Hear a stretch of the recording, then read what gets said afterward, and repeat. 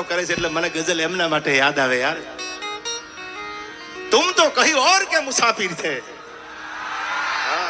तुम कहीं और के मुसाफिर थे, हमारा घर तो यूं ही रास्ते में आया था यार.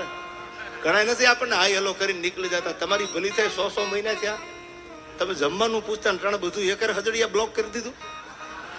એમ નહીં, પ્રેમ કરો તો હૃદયના ભાવથી કરો યાર, અને પોતાનાને પ્રેમ કરો. જ્યાં સાચી લાગણી હોય ત્યાં પ્રેમ કરો. પછી જ્યાં થોડી વાર થાય અને પ્રેમ વયો જાય ને બધું વયું જાય ને કે મને એકચ્યુઅલી બ્લોક કરી દીધો ઇન્સ્ટામાં ને ફેસબુકમાં, આવા પ્રેમ છોડા હોય યાર.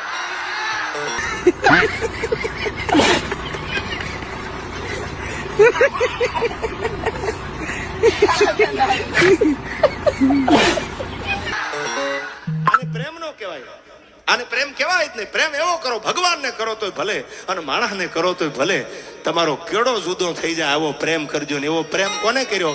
આ યુવાનો બેઠા છે, એક બે કડીની યાદી કરી દઉં, કારણ કે આ વાત સસ્તી નથી, આ વજનવાળી વાત છે. સંતો બેઠા છે, કેવો પ્રેમ હોય સાંભળી લેજો. માગણા વાળાએ કર્યો તો, અને જો તમારામાં આવી તેવડ હોય ને તો જ કરજો. કોઈને કારણ વગરના કુવામાં ઉતારીને વરદ ન વાટી લેતા યાર. હા, અમે એકચ્યુઅલી મૂંઝાતા નહીં, અમે એકચ્યુઅલી હા મને કહેજો ને હું તમને બેલેન્સ કરાવી દઉં. અરે તારા બેલેન્સ ઉપર દુનિયા જીવે છે. આને પ્રેમ નો કહેવાય. પ્રેમ આને કહેવાય, સાંભળજો કે પદમાં ધીંગાણાનો ઢોલ વાગ્યો છે અને ગાયુંનું ધણ વાળ્યું છે.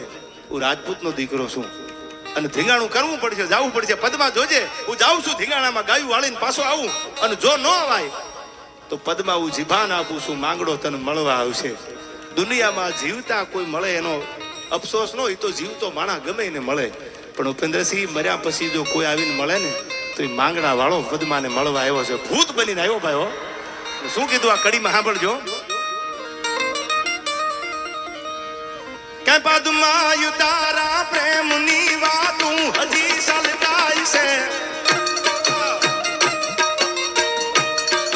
એ આ ટોપી આ